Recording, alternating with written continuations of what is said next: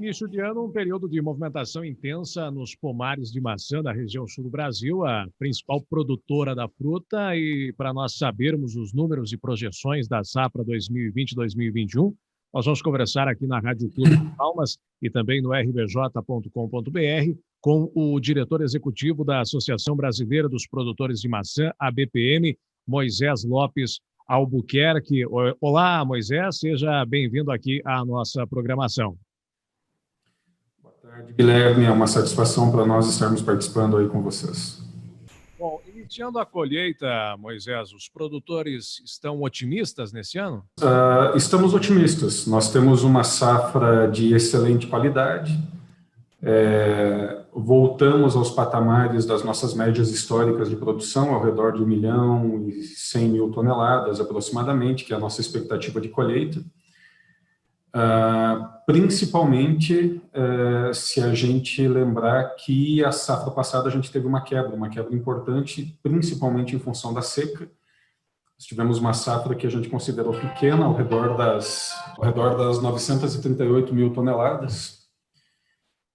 E esse ano, então, é uma recuperação não só em termos de volume, mas a qualidade também excelente, uma das melhores dos últimos tempos, com certeza.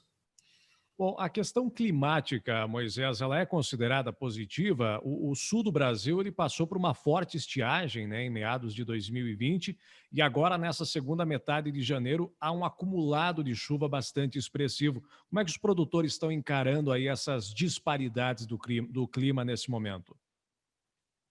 Bom, a gente sofreu com o clima principalmente no ciclo anterior. No ciclo anterior nós tivemos uma estiagem que chegou exatamente no período em que a gente precisava da água para o crescimento dos frutos, né?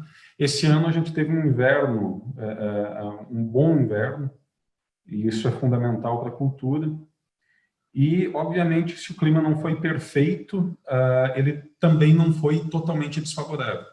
A gente tem uma situação muito interessante, voltamos a patamares aí muito próximos à nossa média histórica, principalmente em termos de calibre de fruto, de tamanho de fruto. Isso é extremamente importante para que a gente atenda aí os nossos principais mercados. Você falou anteriormente, quantas toneladas deverão ser colhidas em nível nacional nesse ano? Nós estamos projetando uma colheita ao redor de 1.100.000 toneladas. É exatamente a média dos últimos 10 anos. Então, a gente está aí dentro da média de produção. Bom, desse total colhido, Moisés, como é que é feita a divisão? Quantas toneladas ficam no mercado interno, quantas devem seguir aí para exportação? Aproximadamente cerca de 20% dessa produção ela é utilizada para a indústria de processamento, que vai virar suco, geleias, desidratados, enfim.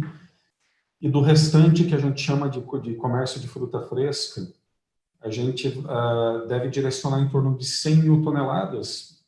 Isso daria um pouquinho mais de 10% da nossa oferta de fruta fresca para o mercado externo, para as exportações, e o restante fica no Brasil. Quer dizer, entre 85% a 90% da nossa oferta fica no mercado nacional. Certo. Eu falei anteriormente da região sul, né, que é a principal produtora, mas há outras regiões do país que também estão produzindo, né, Moisés? Tem outras regiões, mas 99% da área concentra-se nos 3 estados do sul. Um pouquinho em São Paulo, né, um pouquinho em Minas Gerais, aí são os 2 estados mais importantes, mas 99%, quer dizer, praticamente a gente pode dizer que a produção de maçãs está nos 3 estados do sul. Bom, no mercado nacional, Moisés, qual que é a variedade preferida do consumidor? A ABPM teria esse levantamento? Olha, o consumidor gosta muito das 2 principais variedades produzidas aqui, que é a Gala e a Fuji. Tá? Existe normalmente uma leve preferência pela Fuji, que é uma variedade mais doce. No entanto, a Gala também é uma variedade muito apreciada pelo brasileiro, tanto que é a nossa principal variedade. Cerca de 55% do volume produzido pelo Brasil é de Gala. Não só é uma das principais variedades na preferência do consumidor nacional, mas mundial. A Gala, eu diria que hoje talvez seja a variedade mais demandada em nível de mundo, não só de Brasil. Bom, nós falamos aí das duas principais variedades, mas institutos de pesquisa, né, por exemplo, aqui no Paraná, o agora IDR Paraná, antigo IAPAR, em Santa Catarina, a EPAGRE, trabalham já há algum tempo no desenvolvimento de novas variedades. Pensando no sentido mercadológico, como é que a BPM vê o desenvolvimento de novas variedades e a possível entrada dessas variedades para a venda aí no mercado? Há espaço para isso? Não, há espaço e há uma demanda grande. O mercado espera por diversificação. No que se refere ao programa de melhoramento, principalmente aqui falando da EPAGRE, que tem o principal programa de melhoramento do país, nós temos fortes expectativas. A EPAGRE já entregou muitos produtos, já entregou um bom número de variedades desenvolvidas. Isso, para além do aspecto mercadológico, ela tem uma importância no sentido de você, em âmbito técnico, quer dizer, você ter variedades mais adaptadas, né? A macieira, ela é uma espécie originária do hemisfério norte, ela gosta de um ambiente mais frio do que a gente tem mesmo aqui no sul do Brasil. Então, todo esse trabalho de desenvolvimento de novas variedades, mais adaptadas ao nosso clima, resistentes a doenças, isso é muito importante também. E que também nos auxiliem no que se refere a calendário de colheita, né, que a gente possa ter uma colheita mais escalonada. Tudo isso é extremamente importante. Tem surgido bons produtos da EPAGRE. Agora é uma questão de organização dos produtores, porque vamos lembrar que é um desafio para o mercado também. Eles têm que encontrar um espaço a mais nas gôndolas, tem que dedicar um espaço para uma variedade a mais. Para isso tem que ter volume. Então, agora cabe aos produtores fazerem aí as suas seleções e plantarem, né? A gente começar a crescer em área dentro de novas cultivares aí. Bom, nós falamos das principais, a Gala e a Fuji, há também as precoces, né? Principalmente a Eva aqui na região, ela tem uma produção expressiva, mas você coloca aí que cabe agora aos produtores também buscarem essas novas variedades. Que variedade aí que pode estar aí no radar dos produtores para entrar em uma produção num volume significativo para que ela ingresse no mercado? Olha, tem variedades muito interessantes sendo lançadas, não só em nível de Brasil, a gente falou da EPAGRE, mas em nível mundial. Existe um esforço, não só das organizações, das empresas de pesquisa, a gente falou da EPAGRE, por exemplo, a Embrapa também, mas também dos produtores, né? Existe um esforço no sentido de se criar clubes de variedades, com experimentos levando em consideração também cultivares aí desenvolvidos principalmente na Europa e nos Estados Unidos. O que a gente pode apontar aqui de variedades que já são realidade,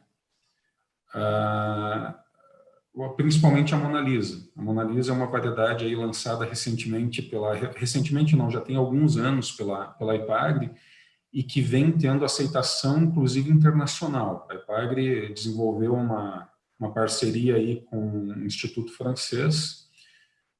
Então, veja, né, inclusive aí os estrangeiros têm olhado com muita atenção esses trabalhos que são desenvolvidos aqui no Brasil. Mas existem várias cultivares aí sendo testadas pelos produtores, e no que tange principalmente as variedades internacionais, claro, isso não é tão fácil, são cultivares protegidas, né, por propriedade intelectual, então acaba não sendo tão rápido quanto nós gostaríamos, mas tem um conjunto interessante de materiais já no Brasil e os resultados aí estão sendo acompanhados. Na macieira isso é mais demorado, né? A gente fala de uma cultura perene, a gente vai levar 4 anos aí para produzir, então é mais demorado do que nas culturas de ano. Mas, enfim, vamos lá, é um trabalho para ser feito aí para as futuras gerações. Bom, voltando a falar da safra atual, Moisés, como é que está a projeção de preços? Os produtores estão animados aí com as possibilidades de ganho? Existem muitas incertezas, né? Principalmente a gente não sabe para onde vai caminhar essa pandemia. Você veja que no ano passado, quando tudo isso começou, nós ficamos muito apreensivos, né? Com o fechamento de organizações, né? Naquele momento de definições de quais eram as atividades essenciais, né? A paralisação de parte da economia, as escolas, o colégio representa um mercado muito importante para nós, de consumo, merenda escolar, tudo isso ficou parado. No entanto, foi um ano muito positivo. Nós tivemos um crescimento muito importante de demanda e, pelo que a gente percebeu, em se tratando de maçã não só no Brasil, isso em nível internacional. Creio que, entre outros aspectos, o apelo por saúde foi muito importante, né?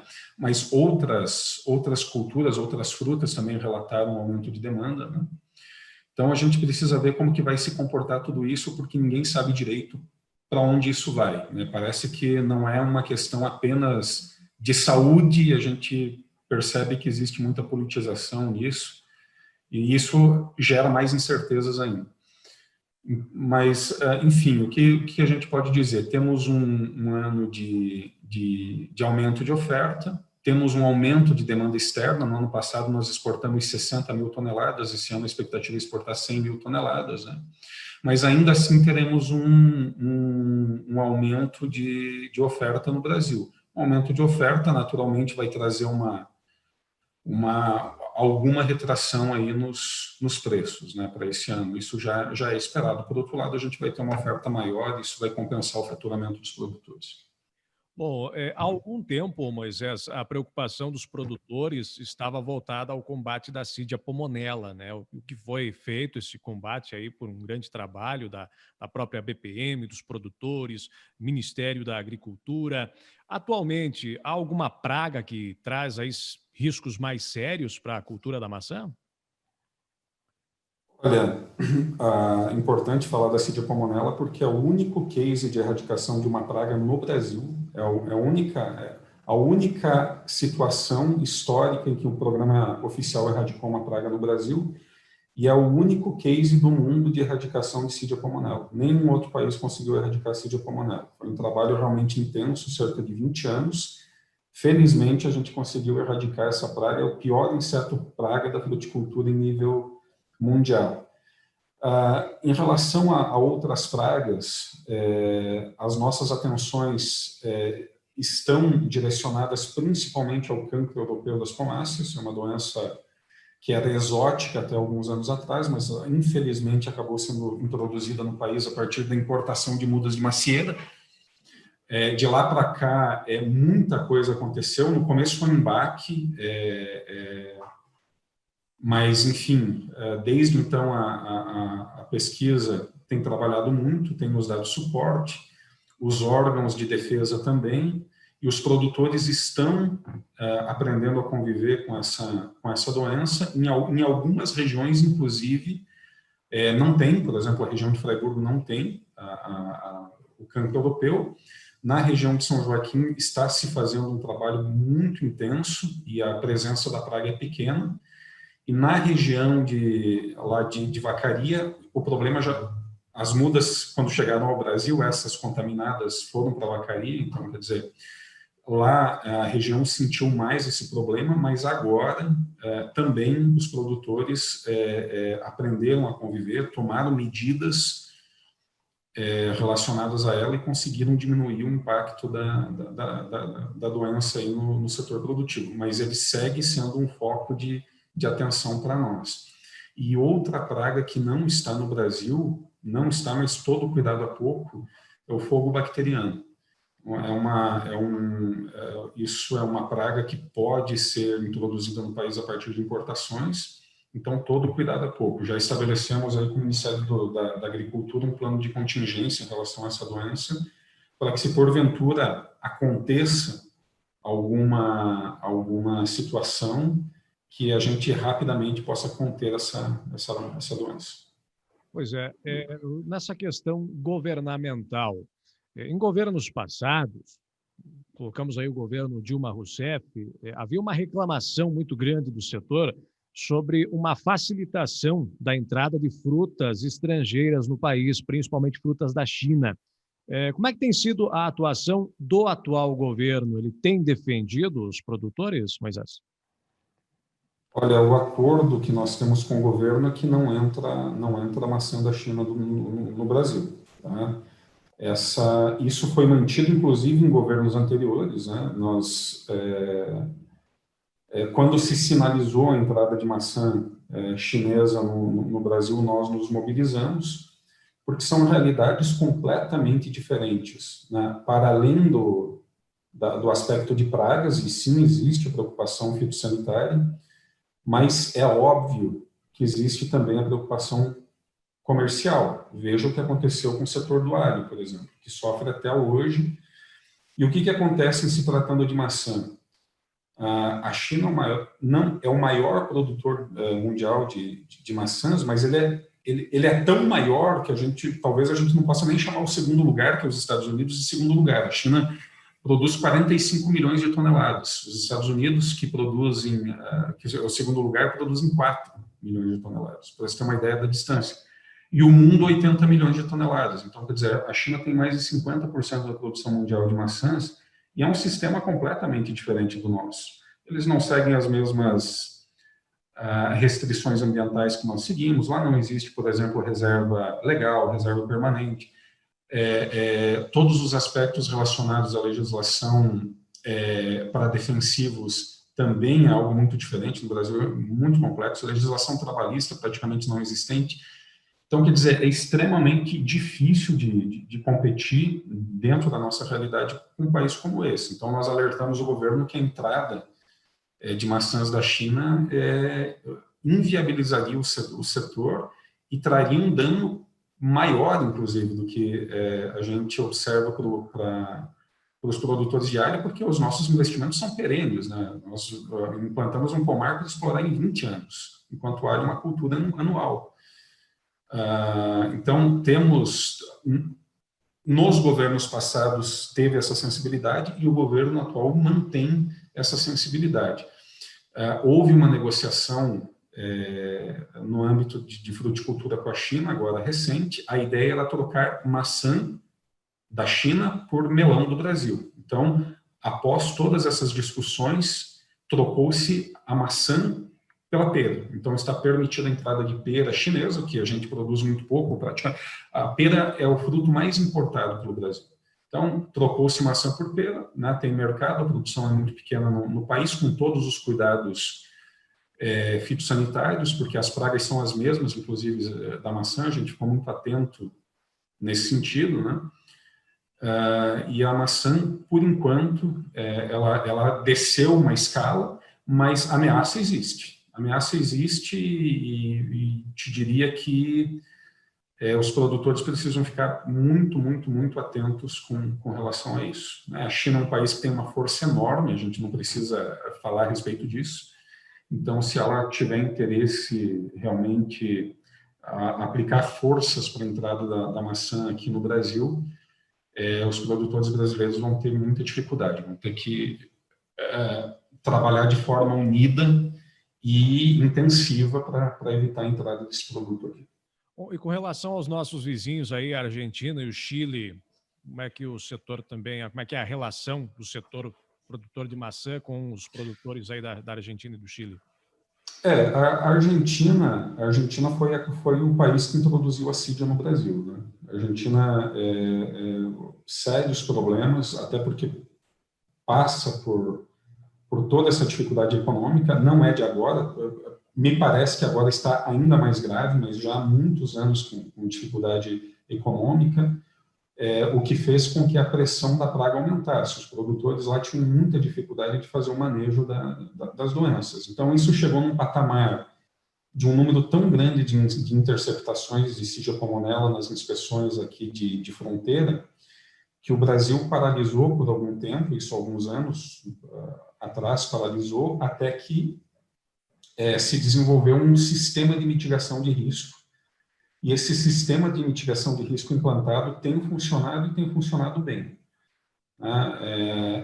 Então, assim, com a Argentina, me parece que esse aspecto de de pragas, a gente, enfim, não que não tenha risco, né? Numa importação sempre tem, mas a gente também não pode ser tão... nós não podemos chegar num ponto de restrições que impeçam o comércio. Não, dentro de uma situação,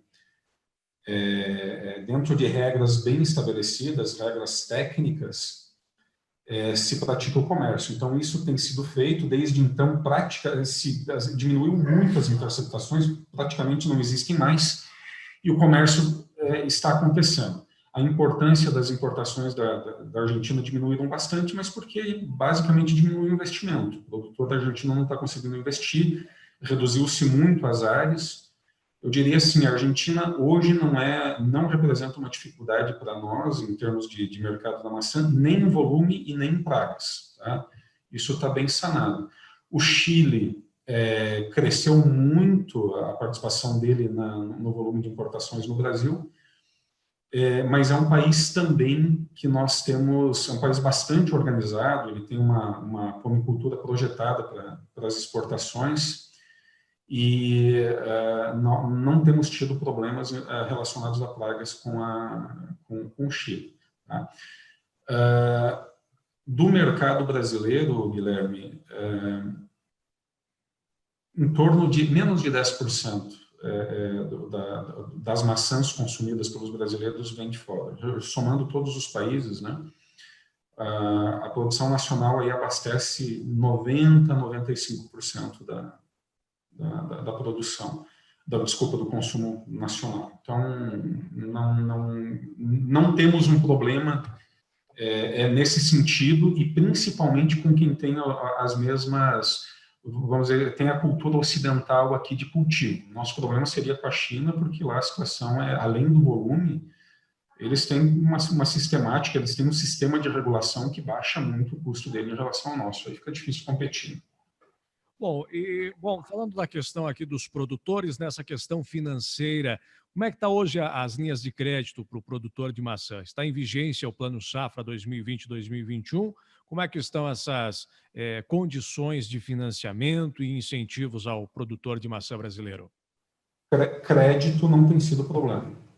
A gente tem tido uma boa oferta de crédito e principalmente no ano passado, que surpreendeu, foi o que eu disse, foi um ano que surpreendeu. A gente, quando começou a pandemia, ficamos um tanto receosos, mas eu diria o seguinte: o produtor de maçãs ele entra na safra capitalizado.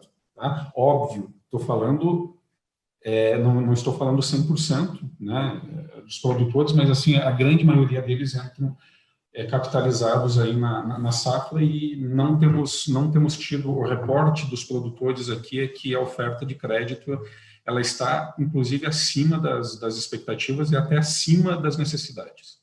Hoje, principalmente, qual que seria a principal necessidade do produtor no sentido de financiamento? É o custeio da safra, o custeio da produção? Sim, o custeio da produção, e para quem já está na atividade, a renovação de áreas, né?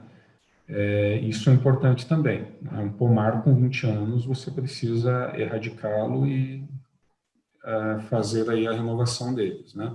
Em torno aí de 5% aproximadamente da área. Hoje nós cultivamos em torno de 32 mil hectares com macieiras no Brasil. Isso óbvio, né? A gente está falando em termos de cultivo a campo, e aí tem a parte industrial, né? A parte industrial principalmente no que se refere à questão de classificação, né? Os produtores aí estão melhorando.